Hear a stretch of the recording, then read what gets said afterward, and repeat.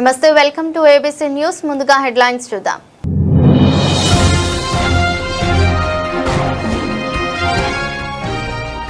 అభివృద్ధి పనులకే కూటమి ప్రభుత్వం ప్రాధాన్యం. ఎమ్మెల్యే ఆదిరెడ్డి శ్రీనివాస్.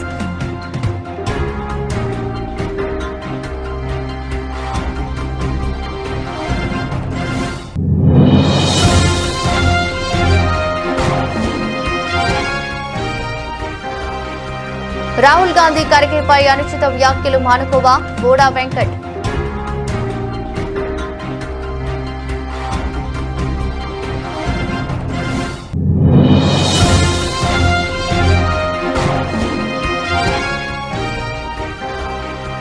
అన్నవరం అవుట్సోర్సింగ్ మరియు కాంట్రాక్ట్ వర్కర్స్ యూనియన్ ఏర్పాటు. ఏఐటీయూసీ రాష్ట్ర ఉపాధ్యక్షులు తాటిపాక మధు. కూటమి ప్రభుత్వం నగర సమగ్రాభివృద్ధికి కట్టుబడి ఉందని రాజమహేంద్రవరం సిటీ ఎమ్మెల్యే ఆదిరెడ్డి శ్రీనివాస్ స్పష్టం చేశారు. స్థానిక గౌతమి గ్రంథాలయం వద్ద సుమారు 8 లక్షల వ్యయంతో నిర్మించనున్న నూతన బీటీ రోడ్ పనులకు ఆయన శంకుస్థాపన చేశారు. అనంతరం ఎమ్మెల్యే ఆదిరెడ్డి శ్రీనివాస్ మాట్లాడుతూ ప్రజల సౌకర్యార్థం నగరంలోని మౌలిక సదుపాయాల కల్పనకు తమ ప్రభుత్వం అత్యంత ప్రాధాన్యతనిస్తోందని తెలిపారు. ముఖ్యంగా రద్దీగా ఉండే ప్రాంతాల్లో రోడ్ల మరమ్మతులు, ఇతర అభివృద్ధి పనులను వేగవంతం చేస్తున్నామని పేర్కొన్నారు. గౌతమి గ్రంథాలయం చుట్టుపక్కల నివసించే ప్రజలు, విద్యార్థులు, పుస్తక ప్రేమికులు రాకపోకలకు ఇబ్బంది లేకుండా ఉండేందుకే ఈ రోడ్ నిర్మాణాన్ని చేపట్టినట్లు వివరించారు.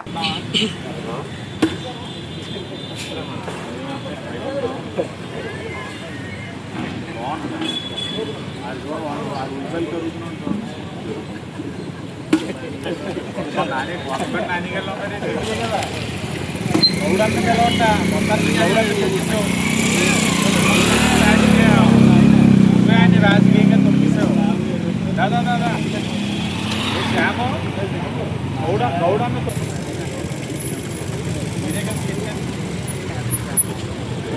నీదంటున్నాడు కొట్టబోయా దాదా నువ్వు పడ్డారు వీడు చాలా రోజుల తర్వాత కనపడుతున్నాడు. అలాగే కొన్ని గారు సౌత్ ఇండియన్ కాపు వాళ్ళు 80 లక్షలు ట్రైన్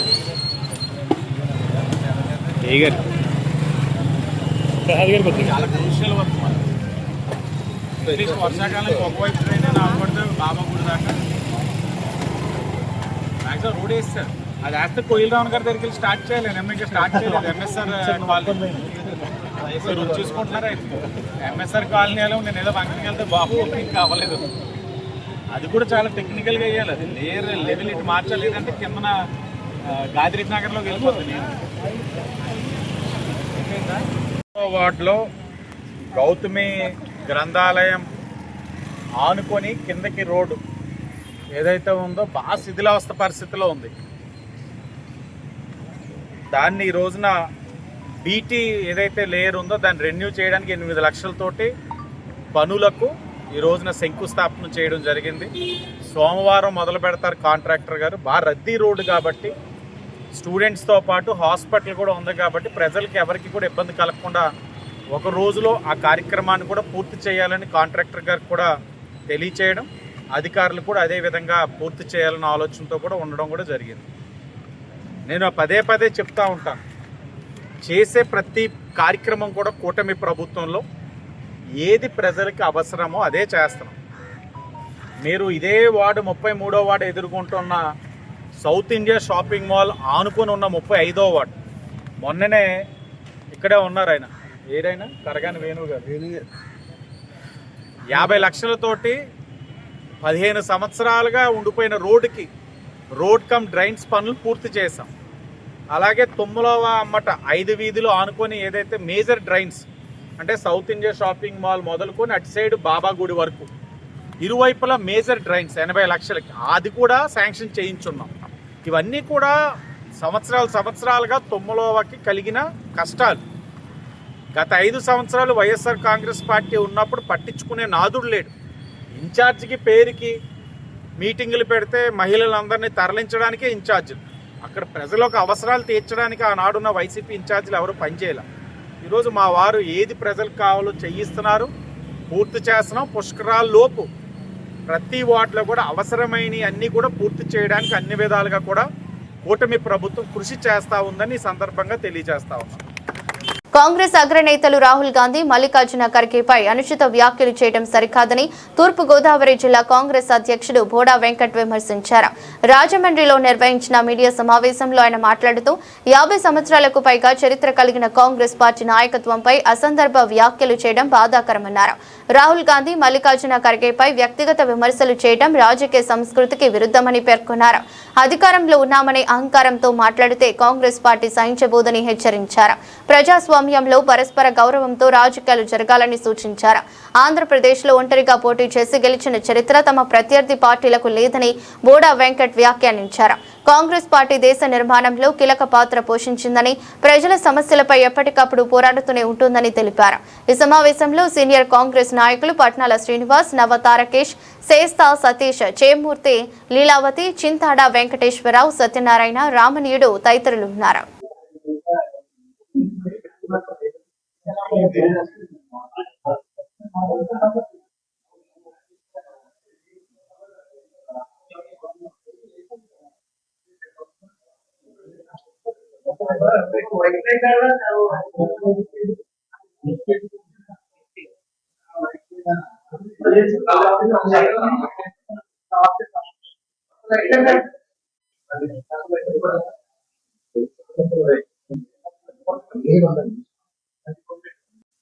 ఈ రోజున ఏదైతే కాంగ్రెస్ పార్టీ మీద అనపర్తి శాసనసభ్యుడు రామకృష్ణారెడ్డి గారు చేసినటువంటి వ్యాఖ్యల్ని ఖండిస్తూ ఈ పత్రికా సమావేశం ఏర్పాటు చేయడం జరిగింది. ఈ పత్రికా సమావేశంలో జిల్లా కాంగ్రెస్ అధ్యక్షులు బోడా వెంకట్ గారు, పిసిసి సభ్యులు చింతాడ వెంకటేశ్వరరావు, నగర మహిళా అధ్యక్షురాలు లీలావతి గారు, ఆర్గనైజేషన్ జనరల్ సెక్రటరీ జిల్లా పట్నాల శ్రీనివాస్ గారు, జిల్లా మాజీ ఉపాధ్యక్షులు గని రామారాయుడు గారు, ఎన్ఐసిఐ జిల్లా అధ్యక్షులు కాబోయే యువజన కాంగ్రెస్ జిల్లా అధ్యక్షులు తారకేష్ గారు, సీనియర్ కాంగ్రెస్ నాయకులు సత్యనారాయణ గారు తదితరులంతా కూడా ఈరోజు ఈ కార్యక్రమంలో పాల్గొనడం జరిగింది. ముఖ్యంగా రామకృష్ణారెడ్డి గారు మరి నేను ఆయన తెలిసి మాట్లాడాడో తెలవక మాట్లాడో మాకైతే తెలియదు, కానీ ఆయన మనిషి ఏమో భారతీయ జనతా పార్టీలో ఉంటాడు, ఆయన మనసేమో తెలుగుదేశం మీద ఉంటుంది. వారేమో బీజేపీలో శాసనసభ్యుడిగా ఉంటాడు, వారి అబ్బాయి ఏమో అదే నియోజకవర్గానికి తెలుగుదేశం పార్టీ ఇన్ఛార్జిగా ఉంటారు. అతను పూర్తిగా రాజకీయాల మీద అవగాహన ఉందో లేదో నాకైతే తెలియదు, కానీ బీజేపీ భావజాలం అతను నమ్మట్లేదు కాబట్టి, బీజేపీ పార్టీ అతన్ని పూర్తిగా నమ్మట్లేదు కాబట్టి రాహుల్ గాంధీ గారి మీద అనేకమైనటువంటి విమర్శలు చేయడం జరిగింది. రాహుల్ గాంధీ గారితో పాటు ఏఐసిసి అధ్యక్షులు ఖర్గే గారి మీద కూడా అనేకమైనటువంటి విమర్శ, అతను ఎవరో పార్టీలో నడిపిస్తున్నాడని చెప్పి అనడం జరిగింది. అతనికి తెలియదేమో, అవగాహన లేదేమో, కానీ అతను రెండోసారో శాసనసభ్యుడు అయి ఉండొచ్చేమో, కానీ మల్లికార్జున ఖర్గే గారు కర్ణాటక రాష్ట్రం నుంచి 9 సార్లు శాసనసభ్యుడిగా చేసినటువంటి చరిత్ర ఆయన రికార్డు ఉంది అక్కడ. తర్వాత లోక్సభ సభ్యుడిగా 2019 నుంచి 24 వరకు లోక్సభ సభ్యుడిగా చేసినటువంటి అనుభవం ఆయన పొంది, తర్వాత రాజ్యసభ సభ్యుడిగా 2024 నుంచి రాజ్యసభ సభ్యుడిగా ఉన్నారు. ప్రస్తుతం రాజ్యసభ ప్రతిపక్ష నేతగా కూడా ఆయన కొనసాగుతా ఉన్నారు. ఆయన్ని పట్టుకుని ఒక దళిత సామాజిక వర్గానికి చెందినటువంటి all India Congress committee president గా ఉన్నటువంటి మల్లికార్జున ఖర్గే గారిని పట్టుకుని అతను ఎవరినో పెట్టుకుని పార్టీని నడిపిస్తున్నాడు రాహుల్ గాంధీ అని చెప్పి ఆయన మాటలను మేము తీవ్రంగా ఖండిస్తా ఉన్నాం. ఆయన పూర్తిగా అవగాహనతో మాట్లాడమని కోరుతా ఉన్నాం. ఆయన్ని భారతీయ జనతా పార్టీ నమ్మట్లేదు కాబట్టి నేనేదో రాహుల్ గాంధీని విమర్శిస్తే నన్ను భారతీయ జనతా పార్టీ నమ్ముతుందని అతను ఏం అనుకుంటున్నాడేమో, కానీ అతను భారతీయ జనతా పార్టీ ఎప్పటికీ నమ్మే పరిస్థితి లేదు. ఎందుకంటే అతను మనిషి ఏమో భారతీయ జనతా పార్టీలో ఉన్నప్పటికీ అతని మనసు మాత్రం పూర్తిగా తెలుగుదేశం పార్టీలో ఉంటుంది కాబట్టి ఆయన ఎవరో నమ్మట్లేదు. ఆయన ఇలాంటి రకమైన మాటలని మేము తీవ్రంగా ఖండిస్తున్నాం. మరొకసారి రాహుల్ గాంధీ గారిని కానీ, కాంగ్రెస్ పార్టీని కానీ, మల్లికార్జున ఖర్గే గారిని కానీ ఎవరినైనా సరే రామకృష్ణారెడ్డి అవాకులు చవాకులు పెడితే ఉపేక్షించేది లేదని హెచ్చరిస్తూ సెలవు తీసుకుంటాం. ఉద్దేశం ఏంటంటే, మన అనపర్తి ఎమ్మెల్యే గారు రామకృష్ణారెడ్డి గారు కాంగ్రెస్ పార్టీ మీద అవాకులు చవాకులు పేరారు. కానీ వీళ్ళందరూ కూడా ముందు కాంగ్రెస్ పార్టీ నుంచే వచ్చారు. ఏ వ్యక్తి అయినా సరే, ఎంతమంది అయినా 56 సంవత్సరాలు కాంగ్రెస్ పార్టీ పాలించినప్పుడు ప్రతి ఎమ్మెల్యే, ప్రతి నియోజకవర్గం నుంచి కూడా అందరూ కూడా ఈ కాంగ్రెస్ పార్టీని ఇచ్చారు. ఈ రోజు కాంగ్రెస్ పార్టీని తమ ఉద్దేశపూర్వకంగా వేరే మనుషుల కోసం అవసరమైతే ఎవరైతే కోపం ఉందో వాళ్ళ మీద చూపించాలి తప్ప కాంగ్రెస్ పార్టీ మీద, కాంగ్రెస్ పెద్దల మీద చూపించడం చాలా తప్పు.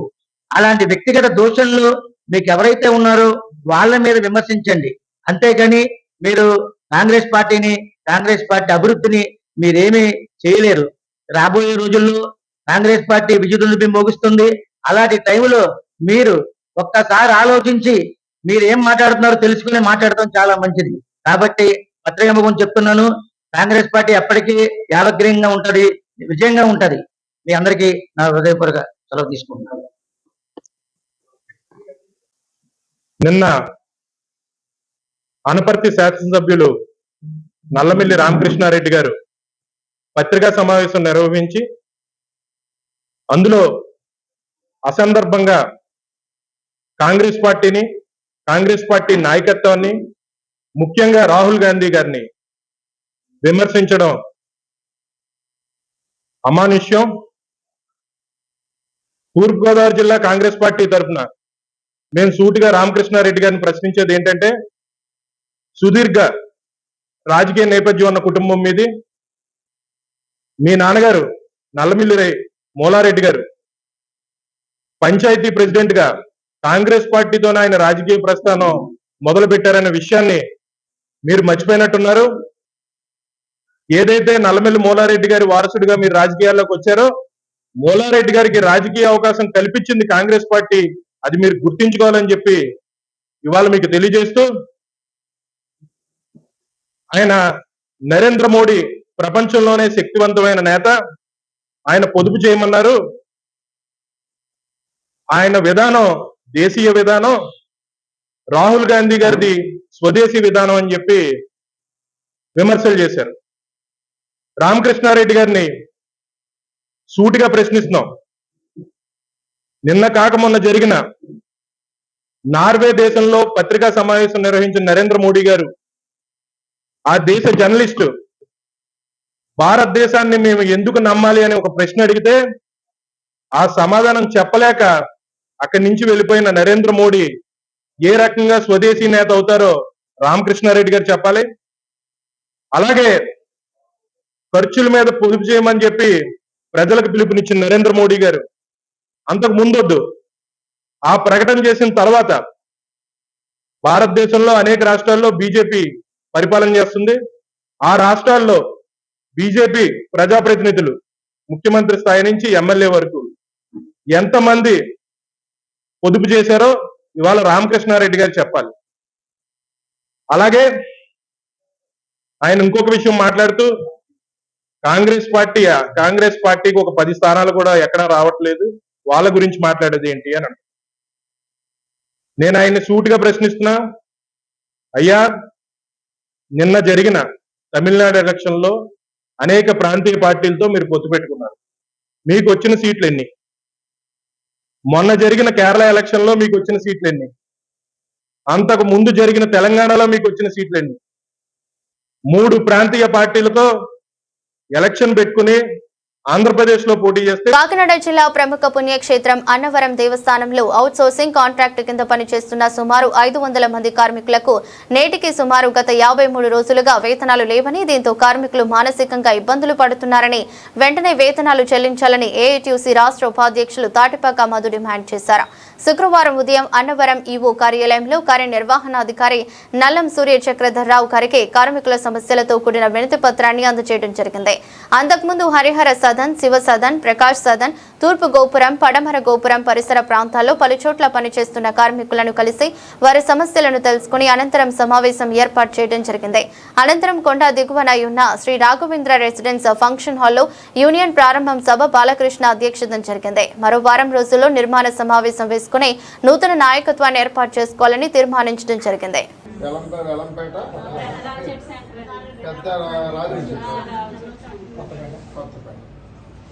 అక్కడ వస్తాను ఇది మన ఓన్లీ మన ఉద్యోగ సంవత్సరం మన జీవితాల కోసం మన హక్కుల కోసం అక్కడ మన ఇంటి స్థానం కోసం మన జగన్ ఒక తల్లి ఏదైనా ఈ మధ్యన మా బాలకృష్ణ గారు ఇక్కడ ప్రెసిడెంట్ గా మాకు ఉంటారు కదా. ఓకేనమ్మా? ఏమంటారు? స్థలాలు మీకు ఇది మినిమం ఏజ్ శాఖ ప్రకారం మీకు వచ్చినాక అమ్మ మీకు మీరు చూడండి, మీకు అంత మంచిగా జరుగుతుంది. కానీ మీరు కలిసి చూడండి ముందు చూడండి. పవిత్ర పుణ్యక్షేత్రమైన అన్నవరం కాకినాడ జిల్లా ప్రసిద్ధి, రాష్ట్ర వ్యాప్తంగా ఉమ్మడి తెలంగాణ రాష్ట్ర వ్యాప్తంగా కూడా ప్రసిద్ధి. అలాంటి పవిత్ర పుణ్యక్షేత్రంలో కొండ మీద 15 విభాగాల్లో వివిధ విభాగాల్లో పనిచేస్తున్న 500 మంది అవుట్ సోర్సింగ్ కాంట్రాక్ట్ కార్మికులకి గత 53 రోజులుగా జీతాలు లేక అలమటాడిపోతున్నారు. వాళ్ళ పరిస్థితి దయనీయంగా ఉంది. ఎవరికి చెప్పుకోరో తెలియని పరిస్థితి.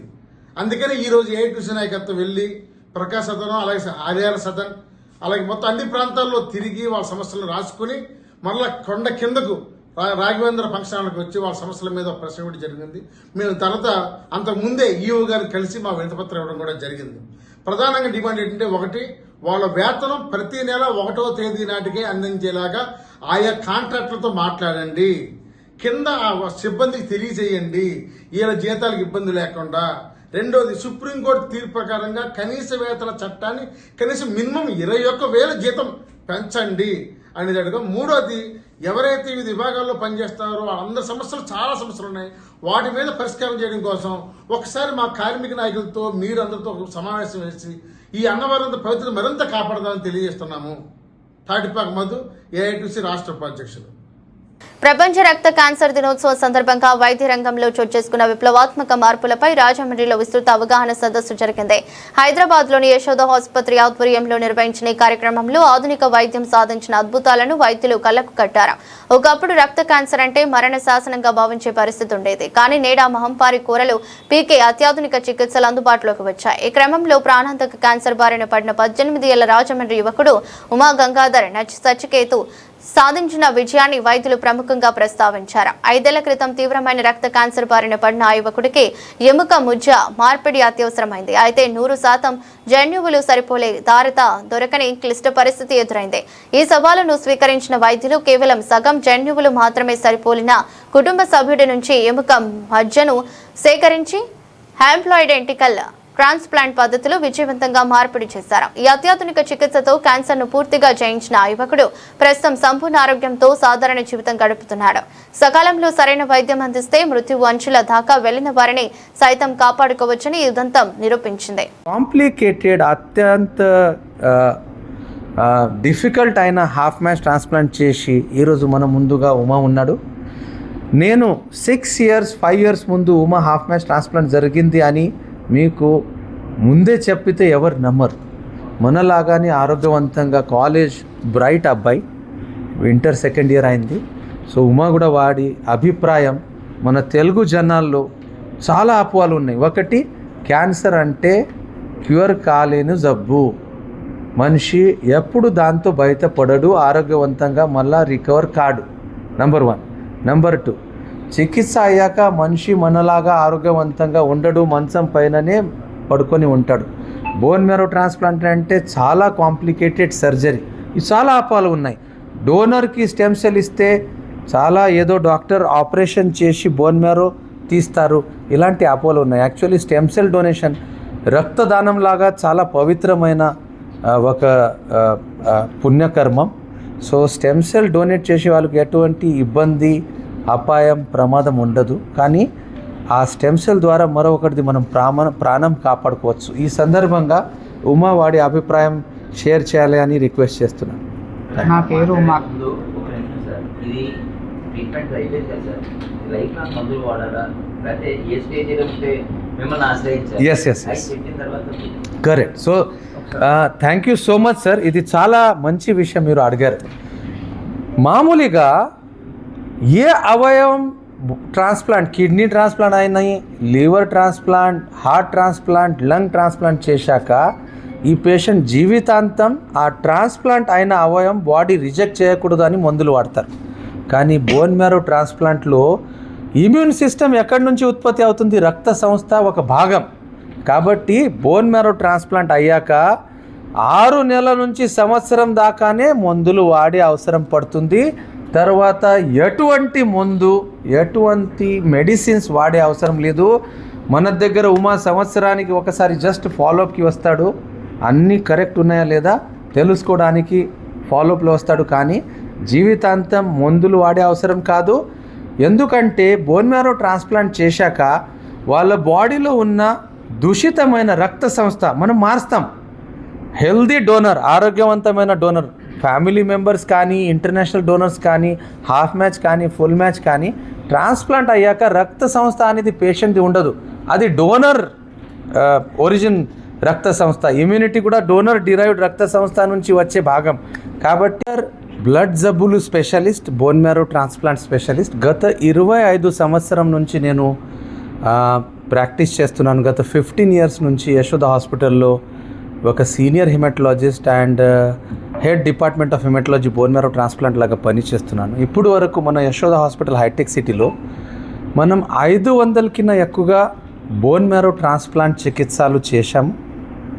దాదాపు 80% కిన్నా ఎక్కువగా పేషెంట్స్ కంప్లీట్లీ క్యూర్ అయ్యి ఇప్పుడు పేషెంట్ కాకుండా మనలాగా సాధారణమైన ఆరోగ్యం ఉన్న జనాలు అయ్యారు, రైట్? సో 2026 చాలా రిమార్కేబుల్, చాలా ఎక్సైటింగ్ ఇయర్.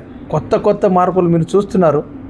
నేను రాజమండ్రిలో 12 సంవత్సరంగా ప్రతి నెల ఇక్కడ బ్లడ్ సంబంధించిన పేషెంట్ చూడడానికి 12 ఇయర్స్ వచ్చాను. గత 2 ఇయర్స్ నుంచి రాలేకపోతున్నాను ఎందుకంటే అక్కడ ఈ బోన్ మ్యారో ట్రాన్స్ప్లాంట్ అత్యాధునికమైన ఇమ్యూనోథెరపీస్ వచ్చాయి కాబట్టి మా టీం నుంచి డాక్టర్ ఇక్కడ వస్తారు. కానీ నేను అనుభవించింది ఏమిటి అంటే, మీకు తెలుసు 2025 గత సంవత్సరంలో నోబెల్ ప్రైజ్ ఎవరికి ఇచ్చారు? ఈ బోన్ మ్యారో ట్రాన్స్ప్లాంట్కి కన్సెప్ట్ ఏముంటుంది? టీ రెగ్యులేటరీ సెల్స్, అంటే వేరే డోనర్ స్టెమ్ సెల్స్ మన బాడీలో మన బాడీ ఒప్పుకున్న టెక్నిక్కి కారణం ఉన్న ఒక immune cells, T regulatory cells, దాని గురించి నోబెల్ ప్రైజ్ ఇచ్చారు. అదేవిధంగా గత 25 సంవత్సరంలో రక్తశాస్త్రం, bone marrow transplant, blood cancer చికిత్స చాలా ఇంప్రూవ్, చాలా అత్యాధునికమైన అయింది. ఒక ఉదాహరణ చెప్తాను, రైట్? సో CAR-T సెల్ అంటే మామూలు కీమోథెరపీ అంటే మనం ఏమనుకుంటాం, చాలా పేషెంట్ ఇబ్బంది పడతాడు, చాలా నొప్పి ఉంటాయి, చాలా వామిటింగ్స్, అసలు తట్టుకోలేని చికిత్స. కానీ అత్యాధునికమైన టార్గెటెడ్ చికిత్స అంటే మనకు సర్జికల్ స్ట్రైక్ గుర్తు, రైట్? సో అది పాకిస్తాన్ ఆక్యుపైడ్ కాశ్మీర్లో టెర్రరిస్ట్ క్యాంప్ని మాత్రమే నష్టం చేసి చుట్టుపక్కల ఉన్న సివిలియన్స్ని ఎటువంటి డ్యామేజ్ చేయకుండా ఓన్లీ మనం టెర్రరిస్ట్ని నష్టం చేసి డిస్ట్రాయ్ చేసేసాం. అదేవిధంగా అత్యాధునికమైన టార్గెటెడ్ ఇమ్యూనోథెరపీ ఇది ఏం చేస్తుందంటే మన సొంత సెల్స్ కృత్రిమంగా క్యాన్సర్ని అటాక్ చేయలాగా తయారు చేస్తాం.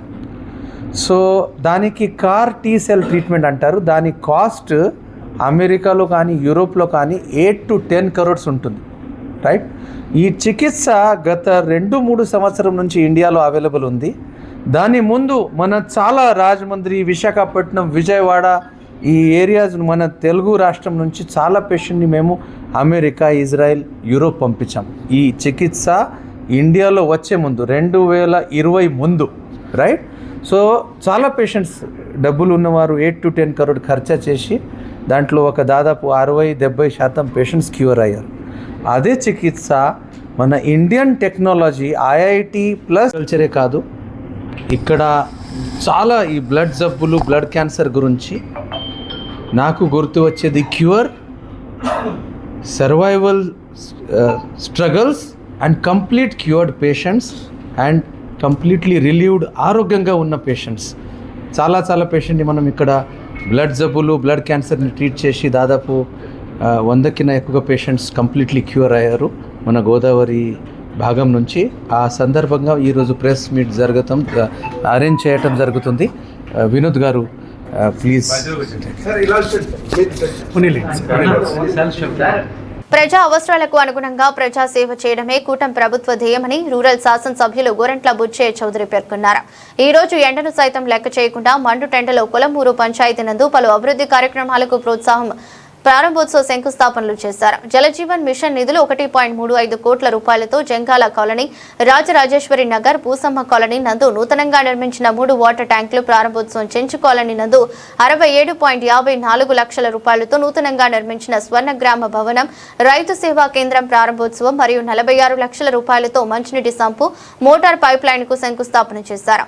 ఆ సందర్భంగా గ్రామ తెదేపా అధ్యక్షులు పిన్నమరెడ్డి ఈశ్వరుడు ఆధ్వర్యంలో ఏర్పాటు చేసిన సమావేశంలో ఎమ్మెల్యే ఎమ్మెల్యే గోరంట్ల మాట్లాడుతూ కోలమూరు పంచాయతీ నందు భారీగా మంచినీటి సదుపాయాలు కల్పించేందుకు కూటమి ప్రభుత్వం కృషి చేస్తోందని, జలజీవన మిషన్ నిధులతో ఈ రోజు 3 వాటర్ ట్యాంకులు ప్రారంభించడం జరిగిందని, ప్రస్తుతానికి బోర్ వాటర్ ఇచ్చినప్పటికీ రాబోయే సంవత్సర కాలంలో శుద్ధి చేసిన గోదావరి నీటిని పైప్ లైన్ ద్వారా ప్రతి ఇంటికి ఉచితంగా అందించడం జరుగుతోందని తెలిపారు.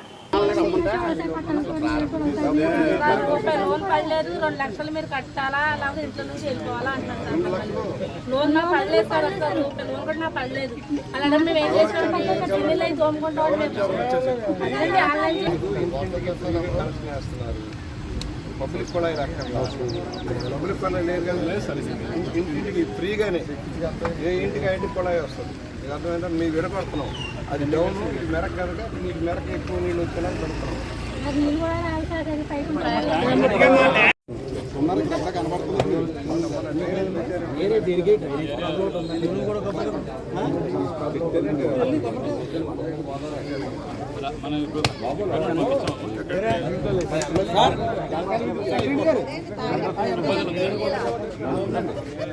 అమ్మ మా ఎమ్మెల్యే మాట ఇచ్చారు, గోదావరి నీళ్ళు ఇస్తానండి మాట. ఏది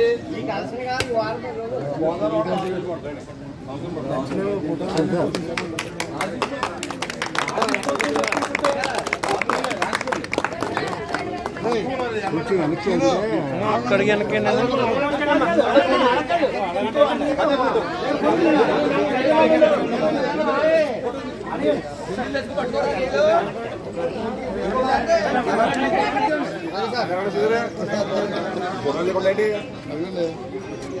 వస్తున్నామా ఏమో తీసేస్తానండి.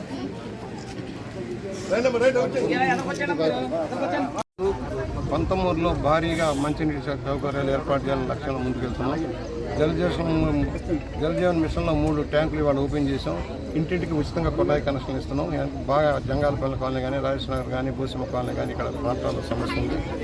రాబోయే 1 ఇయర్లో గోదావరి నీరు ఇచ్చే ఏర్పాట్లు చేస్తున్నాం. జలజీవన్ మిషన్ ద్వారా ఇచ్చింది. ఇప్పుడు ఈ 3 ట్యాంకులు ఓపెన్ అయిపోయి ఇంటింటికి కుళాయి ఒక 4 రోజుల్లో ఇంటికి ఇవ్వటం కావాలి.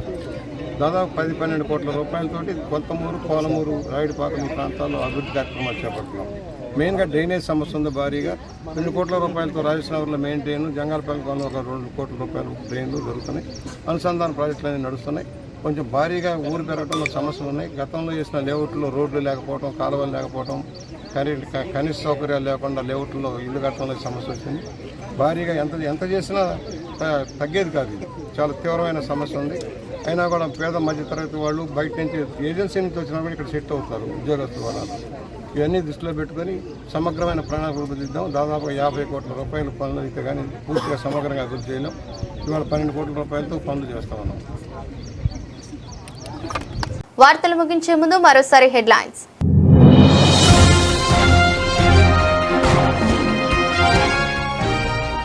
అభివృద్ధి పనులకే కూటమి ప్రభుత్వం ప్రాధాన్యం, ఎమ్మెల్యే ఆదిరెడ్డి శ్రీనివాస్.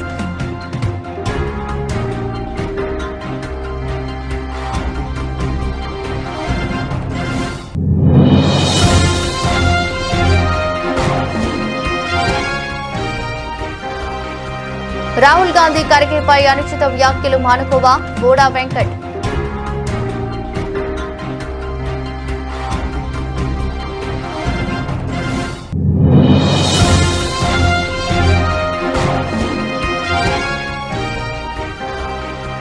అన్నవరం అవుట్సోర్సింగ్ మరియు కాంట్రాక్ట్ వర్కర్స్ యూనియన్ ఏర్పాటు, ఏఐటీయూసీ రాష్ట్ర ఉపాధ్యక్షులు తాటిపాక మధు.